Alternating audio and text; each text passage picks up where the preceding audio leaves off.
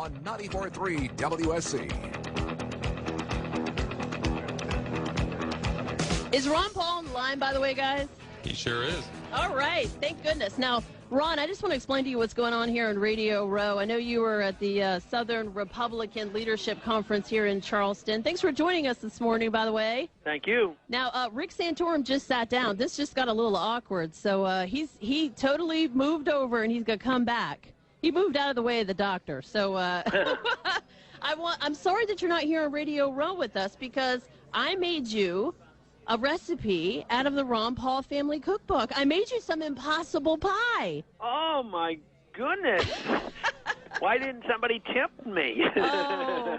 Well, and you know, I'm being a little facetious with this, Doc, because, I mean, what do you think about the media overlooking you? Last night's debate was so obvious. Here we are talking about the abortion debate, and they don't go to the baby doctor?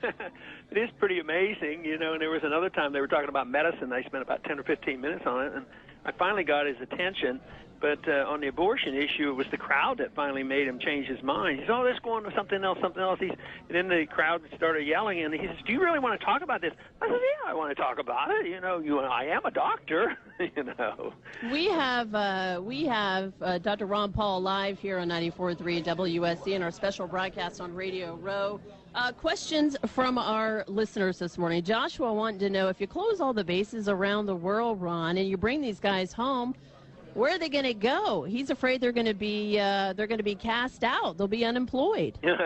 Well, no, we don't dismiss them from the military. What we do is we bring them home and we station them here. You know, in the 90s, we closed down a lot of bases in the United States, which I thought was foolish. I mean, we're supposed to defend this country. We're not supposed to build bases in Saudi Arabia and provoke so much hatred toward us, and that was part of our problem. We're in too many places. The Japanese are tired of us over there, and we subsidize Germany's defense, and we subsidize their economy and their welfare state. I'd bring them home and have them spend their money here at home. I mean, it would be an immediate economic benefit to have our military here, still have actually, I think we'll have a stronger national defense, and it would help us economically as well. All right, speaking of the military, it's breaking news, Dr. Paul, this morning that 6 U.S. Marines have been killed in a helicopter crash in Afghanistan. Your thoughts this morning? Well, I mean, that to me is so hard to handle because it's so tragic, and if I'd have had my way, we wouldn't be fighting that war. So whether it's the 6 or the 6,000 that we lost, it just breaks my heart because I see this as a preventable problem. If we'd have only gone to war under the proper procedure, and that is declare war and know what we're doing, win them and get them over with. I mean, if we can win World War II in less than 4 years, I would think that if we did it properly and needed to be there, it wouldn't have taken us 10 years to have a stalemate over in Afghanistan. So to me, it's just a sad tragedy, but it should make us reassess our values and our foreign policy so that we might be able to prevent any more deaths.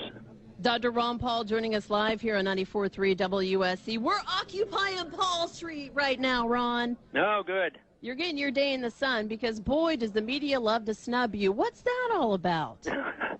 Good question. I guess we should ask Jon Stewart. He has a pretty strong opinion about it. But he certainly came to my defense. Well, you know, I don't know. I think it's hard to attack me because most of the other people have to defend their flip-flops, and they can't find those flip-flops. And I think they have a hard time refuting this message of the Constitution. You know, attack me means that, oh, Ron cares too much about the Constitution. He over-concentrates on it. That's a hard argument to sell. So I think the establishment, which I include, you know, a lot of the media as well as the leadership of both parties, they really wished I would just go away and not say these things because it's embarrassing to them. All right, Dr. Ron Paul joining us live here on 94.3 WSC. I want to know what you think about Newt Gingrich saying a vote for Ron or Rick is a vote for Barack Obama. I don't understand that. You know, if they vote for me, they're voting for me. Matter of fact, he has a hard time, you know, making the case because if you put my name up against Barack Obama, I do as well as Romney does right now, and it's an even race.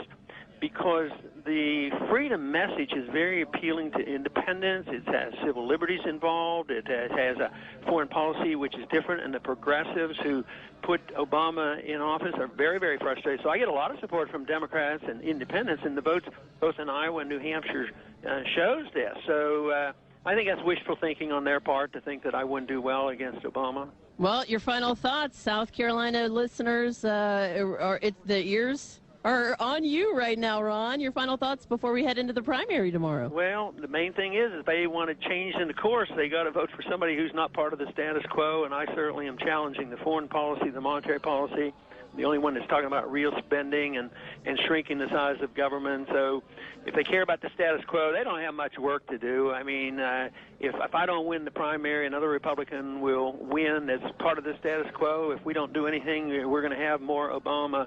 So if they want a significant shift back to constitutional government and an emphasis on personal liberty, I don't think they have many choices other than to vote for me. Well, Ron, if it doesn't go your way tomorrow, will you jump on a team, one of these guys' teams, and be a part of the Department of Treasury or something fiscal? Because we need you, man.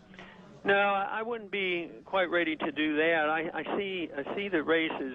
Certainly the nominee won't be picked tomorrow, and I see this more as a marathon rather than a sprint. They were hoping that in three primaries it would be all over, but there's a lot to go, and there's a lot of caucus states, and I think to make the point of limited government, the more delegates I can get, the better. Dr. Ron Paul, live Radio Row, our team coverage of election 2012. It's 94.3 WSC. Thanks for joining us. Thank you very much.